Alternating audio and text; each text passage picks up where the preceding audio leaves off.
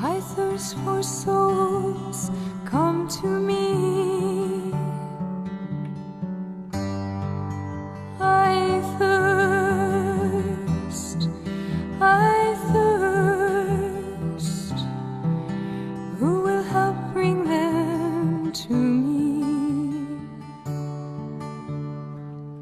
Bring them to my Father, wash them in my blood, bind their wounds of sin by the power of my love. Tell them of my mercy, show to them my heart, pierced and ever broken, with love to impart. I thirst,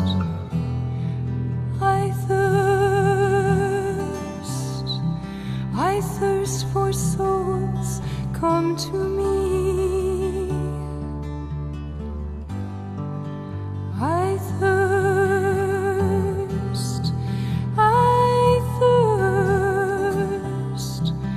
who will help bring them to me? Many tears are falling, souls have lost their way, tired and discouraged, too broken to pray. Will you be my tenderness? All the world will see. I am always waiting. Please come to me.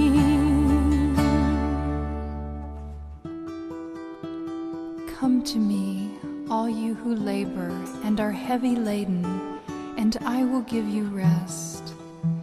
Take my yoke upon you and learn from me, for I am gentle and lowly in heart, and you will find rest for your souls.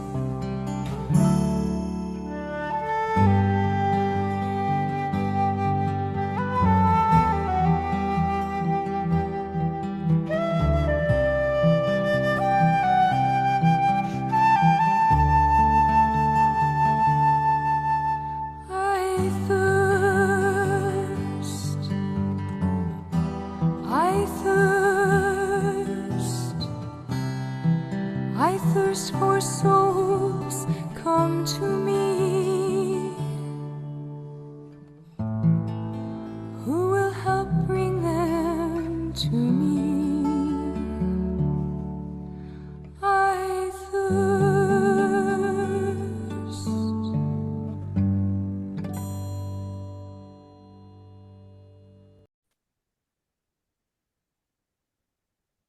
Pada suatu kali, Yesus berada dalam sebuah kota. Di situ ada seorang yang penuh kusta. Ketika ia melihat Yesus, tersungkurlah ia dan memohon, "Tuan, jika Tuan mau, Tuan dapat mentahirkan aku." Lalu Yesus mengulurkan tangannya, menjamah orang itu dan berkata, "Aku mau, jadilah engkau tahir." Seketika itu juga lenyaplah penyakit kustanya. Yesus melarang orang itu memberitahukannya kepada siapapun juga dan berkata, "Pergilah, perlihatkanlah dirimu kepada imam dan persembahkanlah untuk pentahiranmu persembahan seperti yang diperintahkan Musa sebagai bukti bagi mereka." Tetapi kabar tentang Yesus makin jauh tersiar, dan datanglah orang banyak berbondong-bondong kepadanya untuk mendengar Dia dan untuk disembuhkan dari penyakit mereka. Akan tetapi ia mengundurkan diri ke tempat-tempat yang sunyi dan berdoa. Demikianlah sabda Tuhan. Terpujilah Kristus.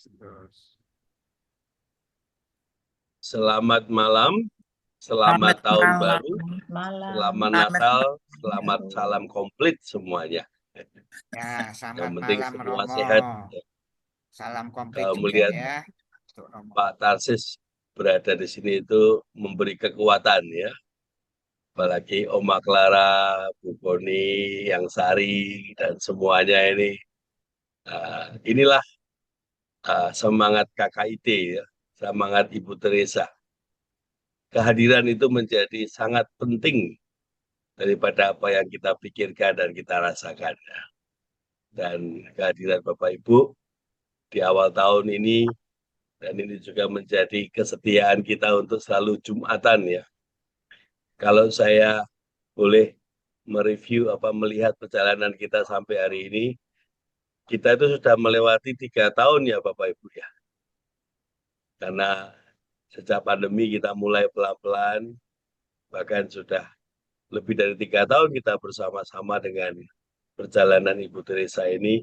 Saya sampai bingung, saya mau ngomong apa lagi.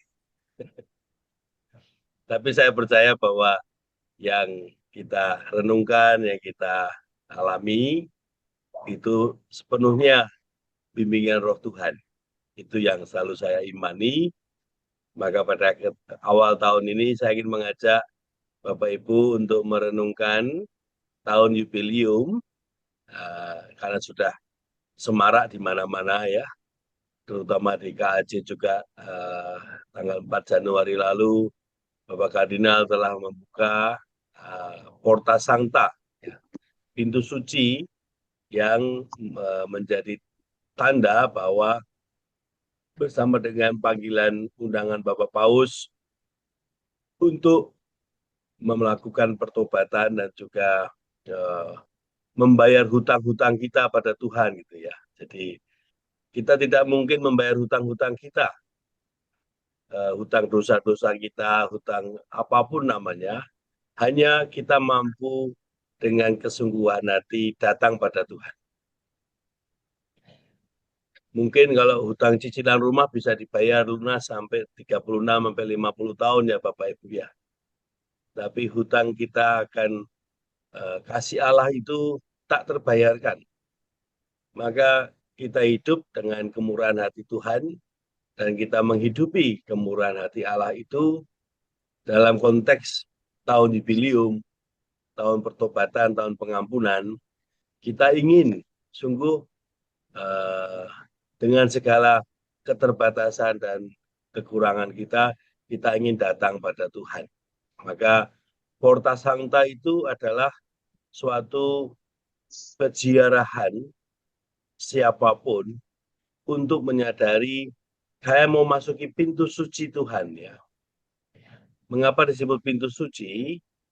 Nanti akan saya jelaskan lebih lanjut. Tapi pada malam ini saya ingin mengajak merenungkan tahun jubileum dengan konteks dari Ibu Teresa Calcutta yang selalu kita renungkan, yaitu I Thirst. Bapak Ibu tentu sudah berkali-kali kita merenungkan Ibu Teresa dari Calcutta menerima 3 visi. Visi pertama adalah ada begitu banyak orang minta dibawa kepada Yesus. Visi kedua, Ibu Maria juga meminta Ibu Teresa untuk menjawab permintaan dari banyak orang untuk dibawa kepada Yesus. Dan vision yang ketiga, Tuhan Yesus sendiri dari salib meminta Ibu Teresa ya. Orang banyak meminta engkau, ibuku juga meminta engkau, aku juga meminta engkau. Apakah engkau akan menolak permintaan itu?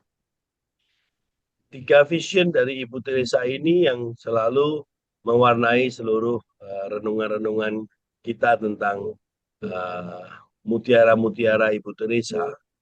Dan pada kali ini, bulan Januari ini, Bu Rosa, Pak Winardi, dan Bu Sinta, dan saya bersepakat memilih kata mutiara yang berkaitan dengan good works, ya. Good works are links that form a chain of love, ya.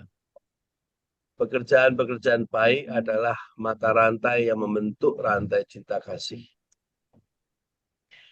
Saya mencoba melihat konteks dari pilihan kata mutiara ini dengan tahun jubilium. Sebelumnya, saya ingin mengulang lagi video kesukaan saya, Bapak Ibu. Ya. Ini bagi saya video yang selalu saya ulang-ulang, saya renungkan bagaimana seorang anak kecil bisa merasa dipilih oleh Tuhan, ya, sekalipun lewat penderitaan yang ia alami. Ini sudah pernah saya tampilkan di sini. Nah, ini untuk mengawali renungan kita tentang bagaimana mata rantai cinta kasih itu sungguh juga menjadi tema dari tahun jubilium, yaitu tahun pengampunan dan tahun pertobatan. Saya ingin melihatnya dari sisi video ini untuk menemukan titik temunya adalah tentang bahwa Tuhan memilih kita. Tuhan itu mencintai kita. Tuhan memilih mencintai manusia, dan cinta Tuhan itu tidak ada batasnya. Nah, bagaimana seorang yang dipilih dicintai Tuhan dan menerima cinta Tuhan itu, mari kita lihat dulu dari video ini.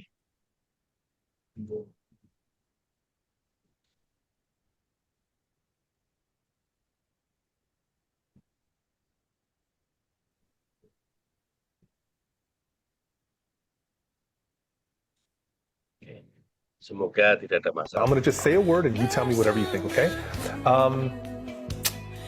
God. Healer? Why do you say healer? Kok berhenti? Apakah berhenti?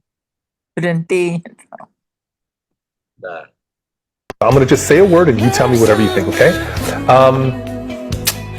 God. Healer? Why do you say healer? Why do you say God's a healer? Because whenever like something's bad or something, then God heals. Okay. But he doesn't heal right away. He can take a little while, but he always heals. Like he could take a little while and then he can do it. Dude, that's going to make me cry, bro. Dude, you're so right, bro. Has God healed you? Yes. Yeah, he healed you. Why has God healed you? Because of my eye. What's wrong with your eye? I have cancer. How long have you had cancer?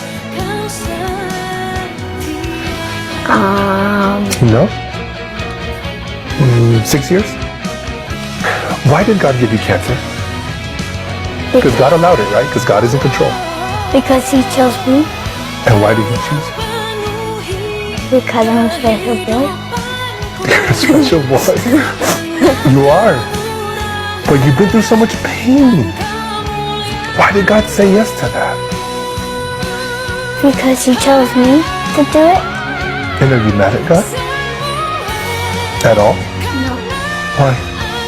Because I'm glad that he chose me and not one of like Maddie or Emma. Why?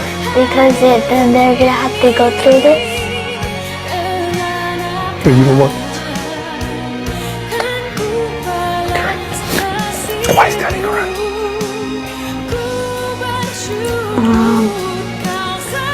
Because I have to go through this. I wish I was home.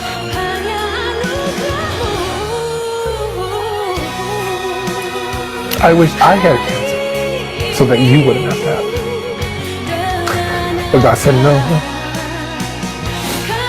You know, it's hurt Daddy and Mommy so much to see you go through everything. I have a question. Why do you still smile? Because even though I have pain and stuff, but God still makes me happy, Yeah? and I don't like be sad or mad at God. You know, hon, every single day you smile. That beautiful smile. Even when we're in the hospital, you smile.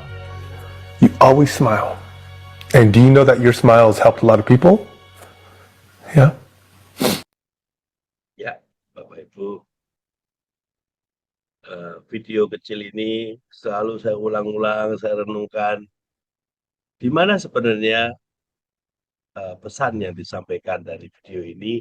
Tentu setiap pribadi akan melihatnya dari konteks masing-masing ya. Dalam konteks tahun jubileum, tahun pengampunan, tahun kita membawa hutang-hutang kita kepada Tuhan Yesus lewat pintu suci, supaya kita sungguh juga menyadari bahwa kita itu berhutang pada Tuhan. Apa maksudnya ini, Bapak Ibu? Tuhan memanggil kita, Tuhan memilih kita. Tetapi yang terjadi, kita kerap mengatakan, tidak Tuhan, saya belum siap. Ya. Atau saya tidak mendengarkan, atau saya sengaja tidak mau mendengarkan. Jadi hutang dalam konteks relasi dengan Tuhan itu adalah Tuhan memilih kita, tetapi kita dalam tanda kutip ya Bapak Ibu ya, menghindar ya. Menghindar dengan berbagai macam alasan manusia. Dan sesungguhnya kata-kata anak tadi itu sangat menyentuh saya itu dalam waktu dia mengatakan demikian. Tuhan adalah penyembuh, tapi Tuhan tidak menyembuhkan sekaligus ya. Setiap hari Tuhan menyembuhkan saya. Setiap hari Tuhan memilih saya supaya melalui itu. Dan Tuhan memilih saya melalui itu supaya Bapak, Ibu, dan saudara saya tidak perlu melalui itu. Dalam arti Tuhan memilih saya supaya dialah saya yang melalui itu, dan saya percaya dan tidak perlu punya alasan marah karena setiap hari Tuhan menyembuhkan ya. Dan ini kan relasi antara anak dengan Tuhan yang dia katakan itu ya Bapak Ibu ya. Itu kan sesuatu yang tidak dapat dijelaskan dengan logika apapun ya. Ada suatu trust di sini, ada suatu kepercayaan pada Tuhan. Tuhan tidak membiarkan saya, dan Tuhan memilih saya untuk melalui itu. Mungkin manusia akan bertanya, kalau gitu Tuhan membiarkan kita menderita. Ini kan bahasa manusia yang menolak. Ketika orang melihat penderitaan sebagai sesuatu yang harus ditolak, maka cara berpikirnya, cara melihat penderitaan itu adalah sesuatu yang harus saya tolak. Apakah penderitaan dari Tuhan? Itu pertanyaan klasik ya. Banyak orang yang dari konsepnya sudah tidak trust pada Tuhan, pasti yang dibawa adalah mengapa Tuhan memberi penderitaan? Mengapa Tuhan memberi aku sakit? Mengapa Tuhan? Seolah-olah itu semua alasannya masuk akal gitu ya. Kalau Tuhan sayang sama saya, kenapa saya tidak dibebaskan dari penderitaan dan kanker? Dan coba kita lihat kata anak-anak tadi. Anak tadi ya Bapak Ibu. Tuhan memilih saya spesial. Karena Tuhan memilih saya untuk melalui semua itu. Nah ini yang saya menarik untuk saya renungkan bersama Bapak Ibu malam ini ya. Dia mengatakan Tuhan memilih saya untuk melalui semua itu, dan Tuhan adalah penyembuh. Tuhan tidak sekaligus menyembuhkan, mengambil penderitaan saya. Seperti halnya Bapak tadi ya, dia sedih. Sebagai orang tua dia ingin mengambil penderitaan anaknya, supaya biar saya yang mengambil. Dan ini menarik di sini Bapak Ibu. Tuhan tidak mengambil penderitaan. Tuhan tidak intervensi mengambil penderitaan. Tetapi Tuhan memilih saya untuk menjalani itu. Dan dalam perjalanan itu, si anak mengatakan, Tuhan tidak sekaligus menyembuhkan. Tapi Tuhan selalu menyembuhkan setiap kali. Dan perjalanan itu sudah 6 tahun lebih ya tadi dikatakan. Dan dia juga mengatakan, saya nggak punya alasan apapun untuk marah pada Tuhan, karena Tuhan menyembuhkan setiap kali. Dan Tuhan memilih saya untuk melalui semua. Ada dua hal di sini yang saya lihat dari video ini. Yang pertama bahwa dia percaya pada Tuhan yang memilih untuk melalui itu. Dan yang kedua, Tuhan juga memberikan kepada dia kesembuhan. Sekalipun tidak sekaligus seperti yang diminta manusia. Nah, terus terang saya pada malam ini bersama dengan semua ikut berduka ya Bapak Ibu ya, Pak Tarsis, Bu Koni khususnya yang dari Cibubur. Karena Bu Ratna sudah tidak ada ya. Dan itu kita tahu dari tahun lalu ya. Dan saya masih ingat sehabis retret ya, kita ada sharing di sini di Jumatan ini dan Ibu Ratna masih ada di sana. Saya lupa persis nama panjangnya Bu Ratna, tapi saya masih ingat ya. Ratnawati Ratna Agus. siapa? Ratnawati Agus. Oke. Saya masih ingat selalu kehadiran Bu Ratna itu bercerita tentang bagaimana perjuangannya dengan kankernya ya. Kalau saya lihat dari perjalanan Ibu Ratna dan cerita tadi anak tadi dan tema yang kita bawa pada hari ini ya, yaitu perbuatan baik itu adalah yang menghubungkan kita dengan mata rantai cinta kasih. Dan ini yang kita lakukan adalah di sini adalah bagaimana menjawab panggilan Tuhan dan setia dan gembira untuk dipilih itu Tuhan.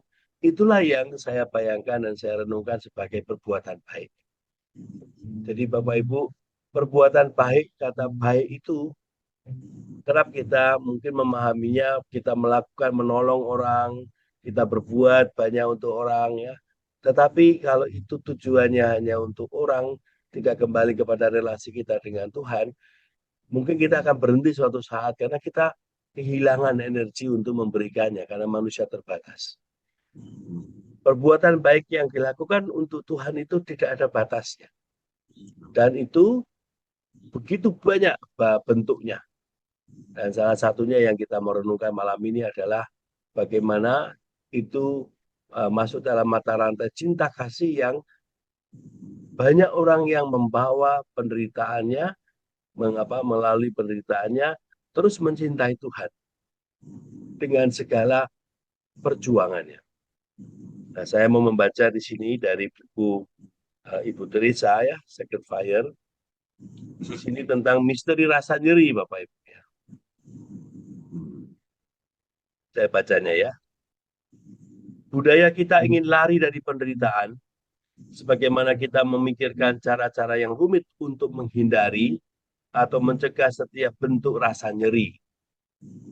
Jadi lari dari penderitaan itu digambarkan di sini adalah seperti kalau kita pakai koyo gitu, atau kita memang tubuh kita itu memang menolak ya Bapak Ibu ya. Jadi untuk menghindari rasa nyeri semua itu memang itulah manusia. Dan digambarkan di sini budaya kita itu lari dari penderitaan.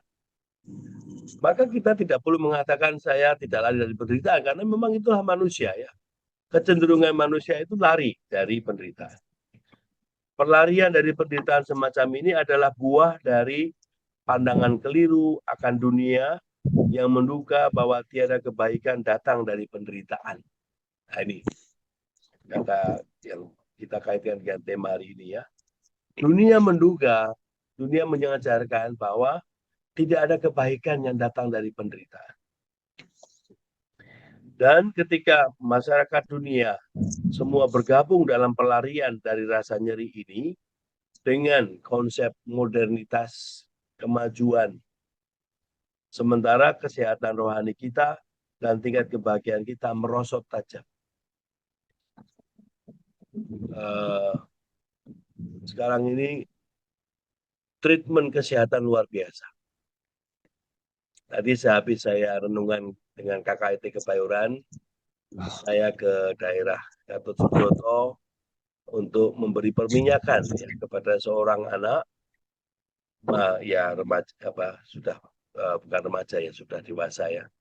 Dia seorang psikolog yang mempunyai masalah gagal ginjal.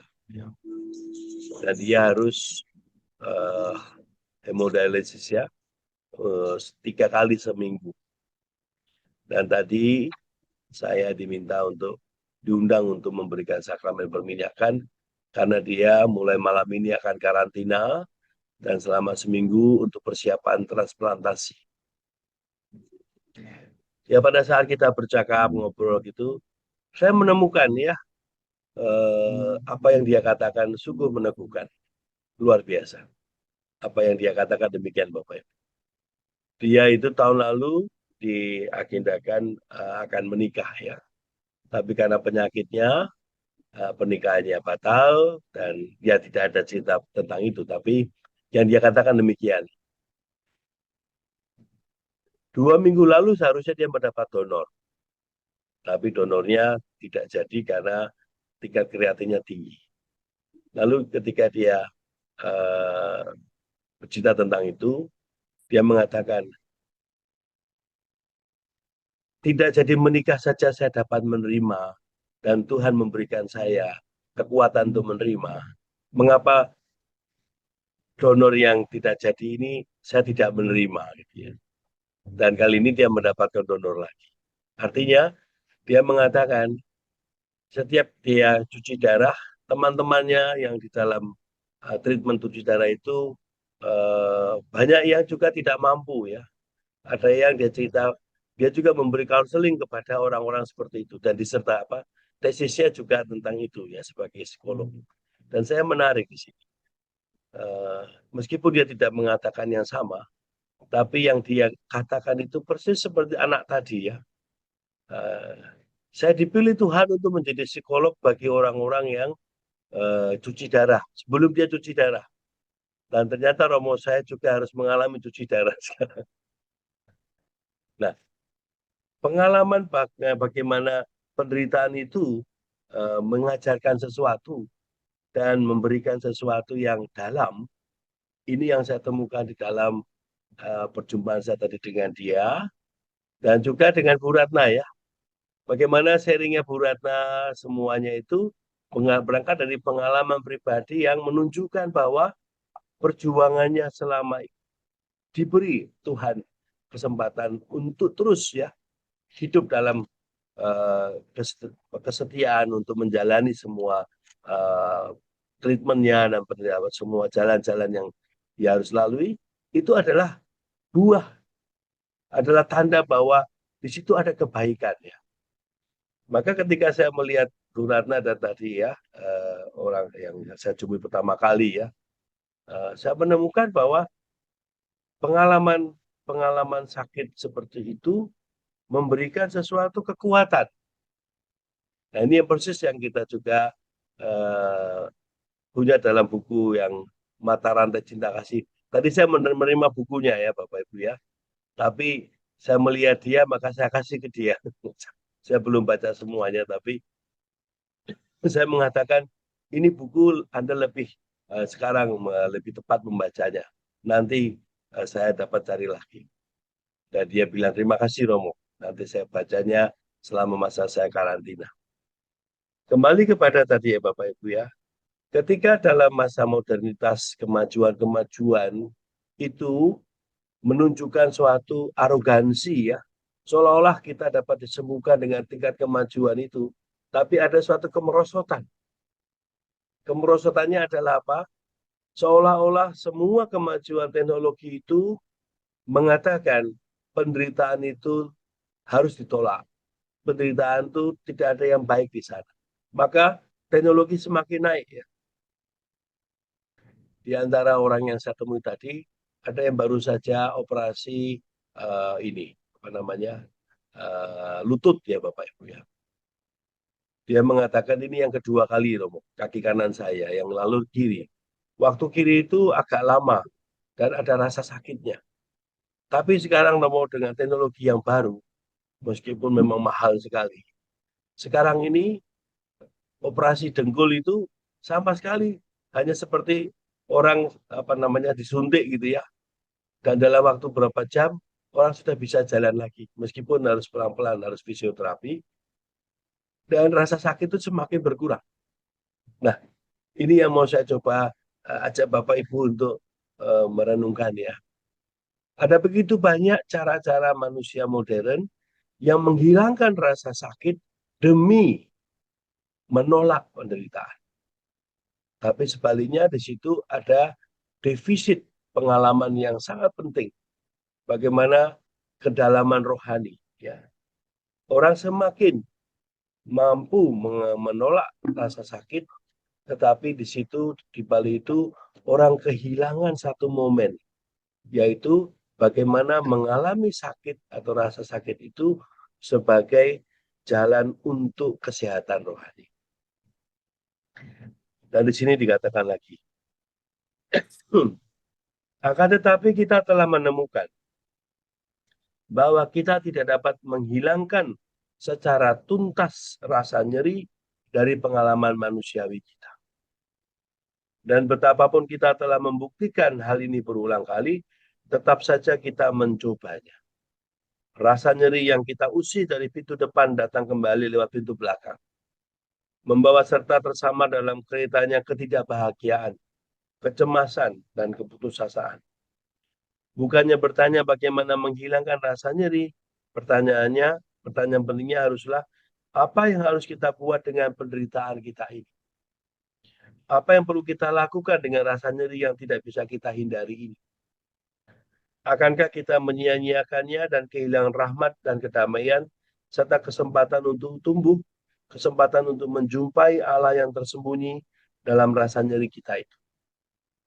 Inginkah kita kehilangan Allah yang ambil bagian dalam penderitaan kita, yang menjadikan penderitaan yang tidak dibuatnya itu agar semakin mendekatkan kita pada dirinya? Ibu Teresa mengajarkan pada kita untuk menggunakan rasa nyeri dalam kehidupan yang tak terhindarkan sebagai sarana untuk semakin mengarahkan diri pada kerinduan akan Allah. Allah adalah satu-satunya jawaban, satu-satunya sumber sejati kedamaian dan rasa tentram kita. Bapak Ibu, kutipan dari buku ini menggambarkan bagaimana Ibu Teresa yang akhirnya juga menyetujui berdirinya kerabat kerja Ibu Teresa dari yang sakit dan menderita yang diawali oleh Ibu Jacqueline de Decker itu, menunjukkan bagaimana betapa pentingnya penderitaan itu sebagai jalan pertobatan. Penderitaan sebagai jalan pertobatan adalah bagaimana manusia menemukan kembali pintu yang membawa dia memasuki suatu ruang yang ia semakin berjumpa dengan Tuhan. Tadi pagi saya dalam kelompok KKIT Kebayuran juga sudah menyampaikan ya Bapak Ibu ya. Dan yang lalu juga waktu ada Suster Lucy, saya masih terkesan dengan yang dikatakan Suster Lucy Agnes ya, yang sudah kembali ke Australia itu. Suster Lucy waktu pertemuan dengan KKIT Jakarta di Blok B lalu, saya bertanya pada beliau ya, Suster, apa itu artinya sebenarnya kita berdoa? Dan apa yang menjadikan para suster selalu berdoa?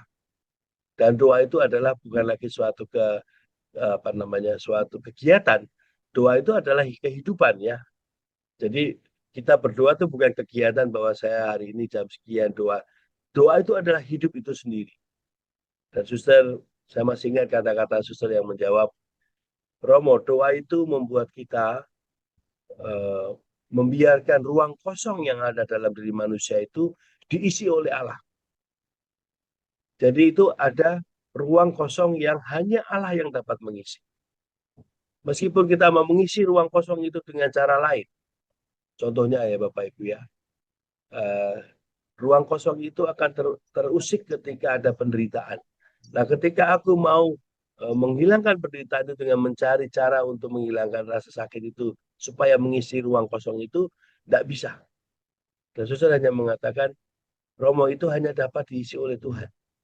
Dan kita tugasnya adalah membuka pintu itu supaya Tuhan masuk dan kita pun juga masuk di dalam persekutuan dengan Tuhan. Maka saya membayangkan Bapak Ibu ya, Porta Sancta. Ya. Sekarang dalam konteks Porta Sancta ini bagaimana saya membaca ya dari konteks Aetos ya. Porta Sancta itu adalah pintu kudus hati kita ya Bapak. Tentu saat ini banyak gereja di KAJ hampir semuanya sudah punya Porta Sancta ya. Tapi sebenarnya pintu kudus itu adalah pintu hati kita Bapak Ibu. Ketika kita menutup hati kita, Tuhan masuk dalam diri kita, maka yang terjadi adalah manusia menolak kehadiran Tuhan dengan berbagai macam peristiwa manusia. Dan salah satu yang paling jelas adalah peristiwa sakit ya. Padahal peristiwa sakit itu adalah peristiwa yang sama dengan sehat. Karena apa? Hidup itu adalah suatu perziarahan yang berkaitan dengan dua pengalaman bersama-sama. Ada sehat, ada sakit. Ada jatuh, ada bangun. Ada menderita, ada bangkit. Dan itu selalu ada di sana kehidupan itu. Maka ketika kita membuka hati hanya ketika kita sehat ya, maka yang sebenarnya kita buka itu, yang kita izinkan masuk itu bukan Tuhan yang masuk, tapi cara berpikir kita tentang Tuhan, cara merasa kita tentang Tuhan, yang aku akan buka kalau Tuhan itu memberikan aku kebebasan dari rasa nyeri, kebebasan dari segala macam persoalan dunia. Dan itu lalu membuat malah justru yang kita buka itu bukan pintu hati kita, tetapi cara kita membuka hati itu justru membuat kita menutup hati itu sendiri. Bagaimana itu bisa kita temukan? Saya akan share screen apa yang pernah saya sharingkan di dalam Oktiduum ya Bapak Ibu ya. Waktu Oktiduum pernah saya sharingkan ini. Mari kita lihat ya.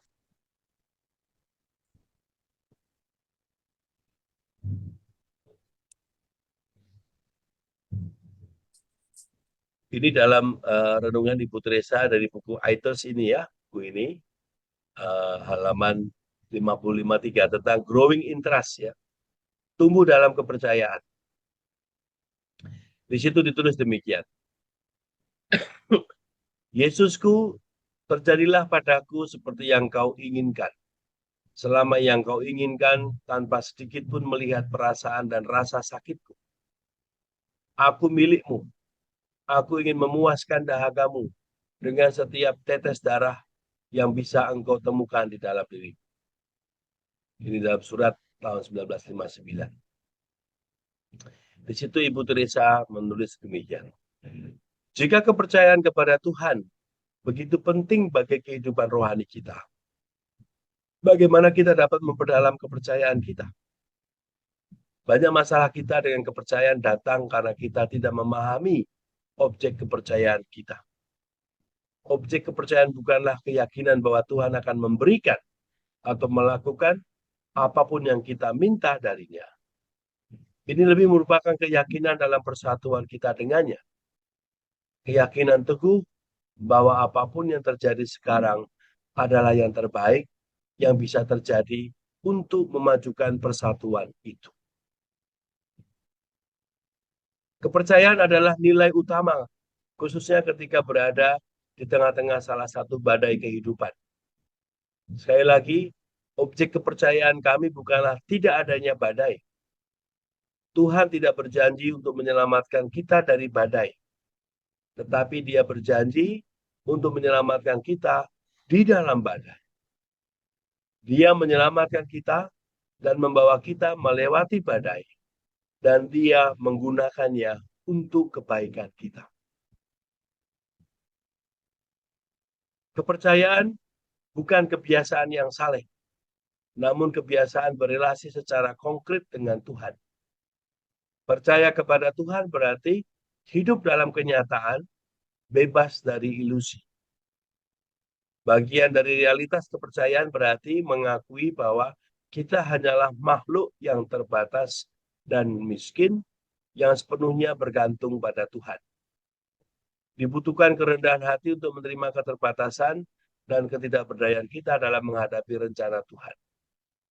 Oleh karena itu, kepercayaan adalah aspek kemiskinan roh, kesiapan untuk tidak perlu tahu mengapa, tidak menuntut, tidak menetapkan kondisi, melainkan memilih dan menerima apa yang telah direncanakan atau dikehendaki Tuhan untuk kebaikan kita. Dalamnya Bapak Ibu ya, luar biasa ini. Dan ini yang tadi saya hantar dari video dari anak kecil tadi, cerita dari teman yang tadi saya berkati dengan perminyakan, dan juga kisah dari hidup Ibu Ratna.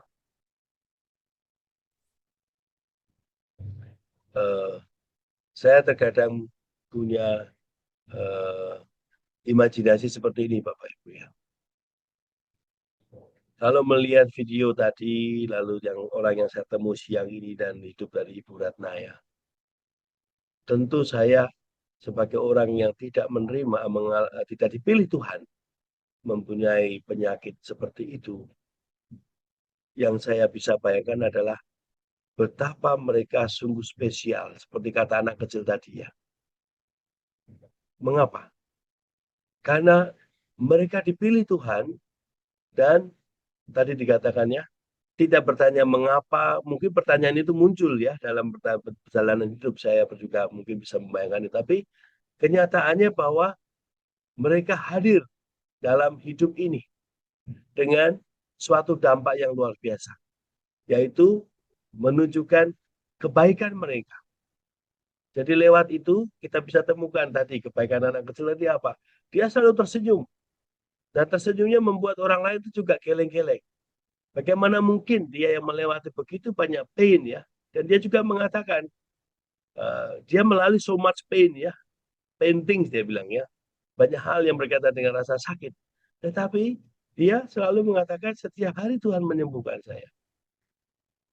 Dan inilah kegembiraan dan kebaikan dari orang yang menerima dipilih Tuhan melalui semua itu. Dan tadi dikatakan oleh Ibu Teresa juga, Tuhan tidak mengambil kita dari badai. Tuhan tidak mengambil badai itu dari kita. Tapi Tuhan berjalan bersama kita dalam badai. Dan kalau kita bayangkan Aethers ya, justru penderitaan yang Tuhan terima dalam jalan salibnya dan di kayu salib, ketika dia melihat orang-orang seperti itu yang dia minta untuk setia melalui jalan salib itu, betapa bahagianya Tuhan Yesus ya Bapak Ibu ya. Dan saya bisa melihat tadi ya, yang baru saja tadi siang ini menyentuh saya juga ya. Dia mengatakan, Romo, habis 4 jam cuci darah, saya pasti gelimpung geliengan ya Romo ya. Dan tapi tadi dia terus datang dan mohon untuk rahmat sakramen ya. Dan juga dengan cerianya dia juga mengatakan ya, kalau saya sudah diberi rahmat Tuhan untuk menerima perkawinan saya yang tidak jadi, untuk menerima bahwa saya tidak mendapat donor, bukankah juga sama Tuhan memberikan saya kebaikan? Kebaikan-kebaikan yang muncul dari mereka-mereka yang kita terima, yang kita lihat dalam hidupnya melalui jalan seperti itu, kebaikan yang sifatnya abadi. Kebaikan yang membawa kepada suatu keabadian. Dan itu adalah Allah sendiri. Maka mungkin nanti bisa kita rencanakan ya Bu Koni, Pak Talsis dan teman-teman dari Cibubur ya. Kalau perlu kita bisa misa di Wisma IC untuk memperingati Ibu Ratna. Saya ingin sekali mempersembahkan misa bagi Ibu Ratna karena beliau kehadirannya telah memberikan bahwa Jumatan ini itu sesuatu yang luar biasa ya Bapak Ibu. Karena dalam Jumatan ini semua yang hadir dengan semua ceritanya sungguh-sungguh menunjukkan bahwa Tuhan lewat kita masing-masing menunjukkan kebaikan-kebaikan Tuhan yang nyata dalam kehadiran kita di sini. Maka sharing BPMT, lalu juga sharing Oma Clara tadi ya, Oma Clara ya, yang katanya dokter lehernya tegang karena lihat HP terus gitu ya. Lalu ya udah datang saja ke tempat saya gitu ya, jauh ya. Nah, itu kan cerita-cerita yang muncul dari keceriaan kita bahwa ya sudah, saya dipilih Tuhan untuk menjalani semua ini dalam kegembiraan yang memang kadang-kadang lehernya pegel gitu ya. Nah, mengalami Allah dalam leher yang pegel, mengalami Allah dalam batuk, mengalami Allah di dalam segala macam yang kita alami ini, itulah yang saya sebut porta sancta, Bapak Ibu, ya. Pintu suci. Kita punya banyak pintu suci. Dan pintu jubilium itu adalah pintu kehidupan kita. Maka ketika kita bisa melewati pintu suci yang Tuhan pilih untuk kita, maka berikutnya Tuhan akan menunjukkan pintu suci berikutnya. Pintu suci yang kita lalui adalah bagaimana saya juga melihat banyak pintu-pintu tertutup ya dari hidup manusia yang karena kemiskinan, karena sakit, karena penderitaan, pintu suci itu tidak dibuka gitu loh. Dan inilah yang terjadi dalam konteks tahun jubilium.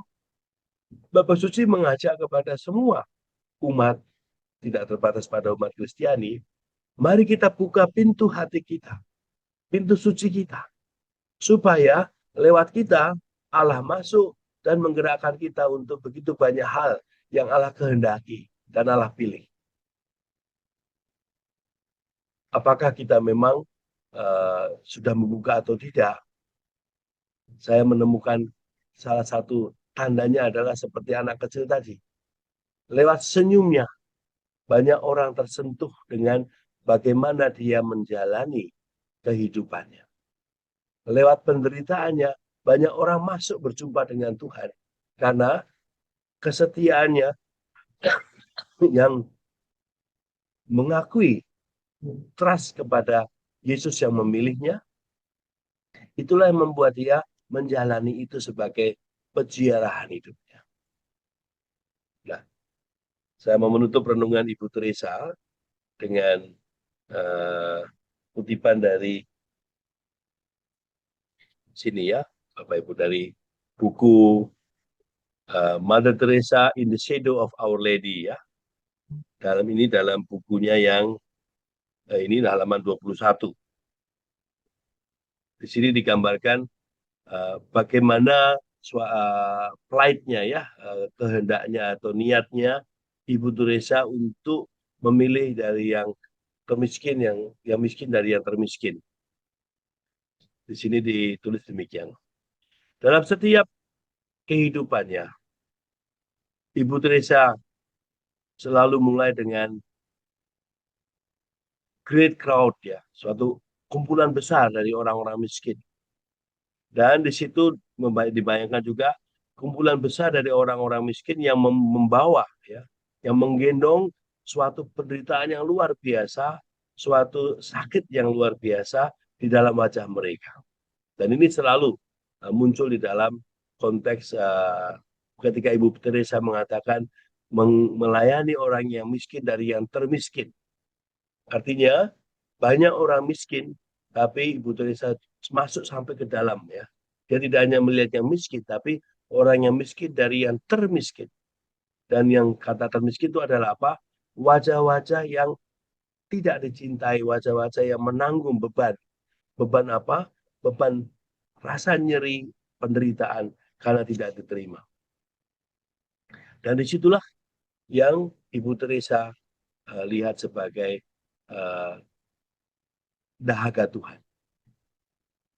Dan di sini kehadiran Tuhan yang tersembunyi dalam orang yang miskin dan menderita bukanlah tentang semata-mata tentang Kalkuta, tapi tentang dunia, tentang semua yang ada dalam tetangga kita, orang-orang di sekitar kita. Dan di sini Mother Teresa mengatakan ini adalah sungguh-sungguh ya kenyataan dunia di mana banyak orang yang sungguh-sungguh menderita dalam berbagai macam penderitaan yang tak tertanggungkan. Maka Ibu Teresa di sini mengutip demikian. This was Jesus' own purpose in sending her ya. Ini adalah kehendak Tuhan sendiri yang mengutus Ibu Teresa ke tempat yang gelap itu. Karena Mereka tidak mengenal Tuhan. Dan mereka tidak menginginkan Tuhan. Yesus mengatakan kepada Ibu Teresa, mereka tidak mengenal aku, dan mereka juga tidak menginginkan aku. Datanglah dan beradalah di tengah-tengah mereka, bawalah aku bersamamu ke dalam mereka. Jadi di sini Ibu Teresa dipanggil ya, setelah dia membuka porta sangtanya, pintu hatinya untuk Yesus, dan sekarang Ibu Teresa diutus untuk membawa Yesus kepada banyak orang. How I long to enter their holes ya. Di sini Tuhan Yesus mengatakan kepada Ibu Teresa, betapa aku rindu masuk ke dalam lubang mereka, pintu kosong mereka, ruang kosong mereka, dan masuk ke dalam ruang yang gelap ya, rumah yang tidak bahagia yang ada dalam kegelapan. Dan di sini come be their victim ya. Di sini Tuhan Yesus mengundang Ibu Teresa, jadilah korban untuk mereka. Artinya, berilah dirimu untuk membawa aku kepada mereka, dan dalam cintamu ya, dalam cintamu untukku, they will see me, know me, and want me. Jadi saya baru sekarang memahami lebih dalam ya Bapak Ibu, ya kurang lebih saya merenungkan tentang kata-kata Ibu Teresa ya. Mengapa Ibu Teresa selalu mengajak kita memuaskan dahaga Tuhan? Karena kita telah membuka porta sangta kita, pintu hati kita, supaya Yesus masuk. Tapi di sini tugasnya belum selesai Bapak Ibu. Ketika kita sudah membuka hati untuk Tuhan, ini bukan tentang untuk kita sendiri. Karena Tuhan meminta kita untuk membawa Yesus yang belum dikenal, bahkan yang belum diinginkan oleh banyak orang. Dan kita bersedia menjadi, dalam tanda kutip, korbannya. Korban untuk apa? Supaya aku datang kepada mereka, dan ketika aku datang kepada mereka, dan yang ada dalam diri kita itu adalah Yesus, ya, yang kita bawa dengan hidup kita. Maka ketika mereka mengenal Anda, mengenal diri kita, mereka juga akan mengenal aku, akan mencintai aku, dan akan menginginkan aku. Dan disinilah kekuatan dari porta sangta yang yang kita lakukan ya. Jadi kembali kepada tema tahun jubileum dalam kaitan dengan membawa Yesus kepada banyak orang. Saya menggambarkan Bapak Ibu, inilah tahun kesempatan kita untuk meminta indulgensi ya. Dalam arti apa? Kita berhutang pada Tuhan Yesus. Dalam arti Tuhan telah menebus manusia. Setiap manusia berhutang pada Tuhan Yesus. Dalam arti itu ya. Karena apa? Karena memang sudah tidak ada lagi ketakutan tentang kematian. Tidak ada lagi kematian kekal. Tidak ada lagi kuasa maut. Tidak ada lagi kuasa jahat yang dapat membuat kita berhenti. Tidak ada. Karena Yesus telah mengalahkan. Dan disitulah hutang kita kepada Tuhan adalah bagaimana kerinduan Tuhan untuk masuk ke dalam ruang-ruang kosong yang masih belum menerima Tuhan. Itulah hutang kita pada Tuhan. Hutang kita membawa banyak orang dalam kondisi yang tidak mudah untuk mengenal, menerima, bahkan mengakui Yesus, mengakui Tuhan dalam arti yang lebih luas. Semoga lewat perziarahan kita menjadi sarana bagi banyak orang untuk datang pada Tuhan. Maka sebagai penutup Bapak Ibu, saya ingin menjelaskan tentang porta sangta itu sendiri ya Bapak Ibu ya. Jadi di sini saya menyiapkan beberapa artikel. Mari kita coba lihat di sini. Apa itu sebenarnya konteksnya porta sangta? Paus telah membuka pintu ya suci di Basilika Vatikan sebagai penanda mengawali tahun jubileum. Lalu di KAJ juga sudah dibuka ya pada saat itu, tanggal 4 Januari. Nah, kata jubilium berasal dari bahasa Ibrani Yobel ya, kitab Imamat. Di situ digambarkan bagaimana bangsa Israel ya, yang berkali-kali sudah diberikan Tuhan kebebasan, dibebaskan dari Mesir, masih saja menolak Tuhan atau menjauhi Tuhan. Maka tahun Yobel adalah tahun pembebasan dan tahun pengampunan, supaya tidak menjadi budak lagi dan mereka diampuni. Maka perjalanan umat Israel ini menginspirasi bagaimana pertobatan kita kepada Tuhan itu adalah sesuatu yang sangat penting ya. Dan Paus Siklus 14 ya menetapkan jubilium dirayakan setiap 25 tahun sekali. Dan ini sudah sejak tahun 1300 ya. Nah, tahun ini dalam bulan Spes non confudit, harapan tidak mengecewakan, Paus Fransiskus mengajak kita semua menatap masa depan sebagai peziarah yang berpengharapan pasti akan belas kasih dan kemurahan hadirat Allah. Serta sekaligus menaburkan pengharapan terlebih kepada saudara-saudara kita yang lemah dan miskin.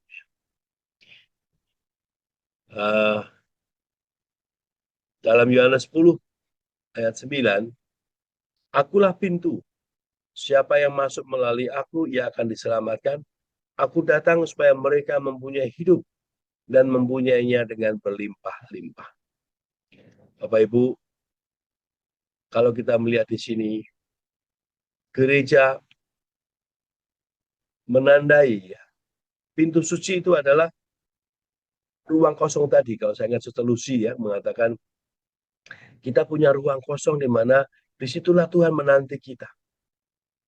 Dan Tuhan menanti kita agar kita mengalami bagaimana masuk dalam kerahiman Tuhan itu membuat kita menemukan hidup yang berlimpah-limpah. Dan yang berlimpah-limpah ini bukan tentang secara manusia kita membayangkan kita mempunyai banyak hal, tidak. Tapi kita mengalami banyak orang yang kembali kepada Tuhan. Dan inilah kelimpahan hidup kita ya Bapak Ibu ya. Maka dalam jubilium KAJ ya, di sini digambarkan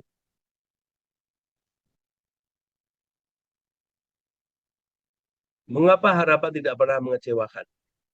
Karena harapan menawarkan kepastian akan kasih Allah. Harapan akan menjadi teman perjalanan bagi umat beriman dan dalam perjalanan kehidupan sehari-hari. Kita juga diundang untuk mewujudkan harapan itu kepada saudara-saudari kita yang membutuhkan pertolongan. Kita harus menjadi tanda-tanda zaman dan menanggapi persoalan yang ada sebagai tanda-tanda harapan yang harus diperjuangkan. Baik Bapak Ibu, saya mau menutup ya renungan ini supaya nanti kita bisa ngobrol lagi lebih lama. Saya ingin mengajak Bapak Ibu menemukan tempat dari tahun jubilium dalam konteks ITERS ya. Kita semua di sini, hadir di sini, tentu mempunyai keintiman dengan Tuhan Yesus. Dengan konteks masing-masing. Kita mempunyai keintiman itu. Dan itu tidak diragukan lagi. Dan seperti anak tadi, kita dipilih mengalami Yesus, menerima Yesus lewat jalan yang Tuhan minta kita melaluinya. Dan itu jalan masing-masing ya Bapak Ibu. Maka kalau saya kembali kepada sharingnya Ibu Ratna yang terakhir ya, saya melihat bahwa pada saat itu dia sakit ya, tapi saya menemukan di situ dalam setiap sharingnya, setiap kali ada Jumatan itu, bagaimana memilih lagi adalah suatu panggilan yang terus kita diminta untuk melakukan. Maka Porta Santa itu adalah suatu rahmat yang kita mohon diberi kekuatan lagi, indulgensi, rahmat pengampunan, supaya kita memilih lagi apa yang Tuhan pilih ya pada kita. Akan lalu menjadi suatu dinamika yang bersama ya Bapak Ibu ya. Kalau kembali kepada video anak tadi ya, dia meyakini dia punya trust kepada Tuhan karena Tuhan memilih dia sebagai yang spesial agar yang lain tidak harus melalui ini. Dan dia memilih itu. Jadi di sini selain dipilih, tapi dia juga memilih Tuhan yang memilih dia. Dan inilah yang namanya suatu relasi ya, relasi antara Tuhan yang memilih dan aku yang memilih Tuhan yang memilih aku juga. Saya mau mengakhiri dengan satu cerita yang saya alami, yang pernah saya sharingkan di sini ya Bapak Ibu ya.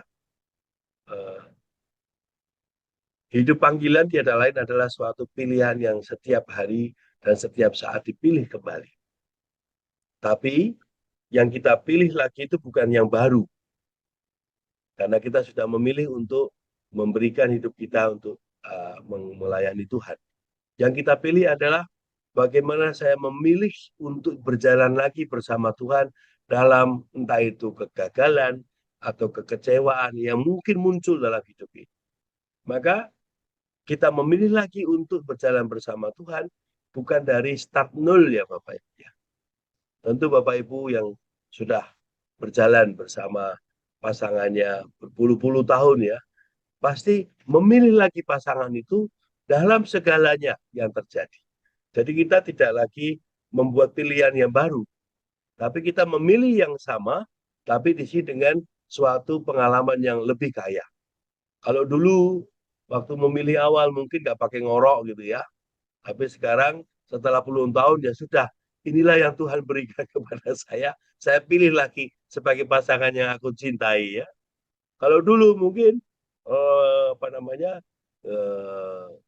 nggak rewel gitu ya, tapi sekarang oh ya sudah, inilah yang Tuhan pilihkan dan aku memilih lagi. Maka menjalani hidup panggilan entah itu dalam konteks yang kita jalani masing-masing itu sama dengan yang Ibu Teresa katakan kepada Yesus ya. Ketika Yesus bertanya, apakah kamu akan menolak aku? Dan Ibu Teresa mengatakan, Tuhan, sekali-kali pun aku tidak akan meninggalkan Engkau. Meskipun kemanusiaanku tidak mampu untuk mengatakan yang sepenuhnya, tapi sekali-kali pun aku tidak akan meninggalkan Engkau. Dan inilah yang saya lihat dari kekuatan ya, Porta Sancta Ibu Teresa yang telah diberikan sepenuhnya kepada Tuhan dan dia berikan sepenuhnya dan Tuhan memberikan rahmat bagi dia untuk menjalaninya. Demikian Pak Winadi, saya kembalikan.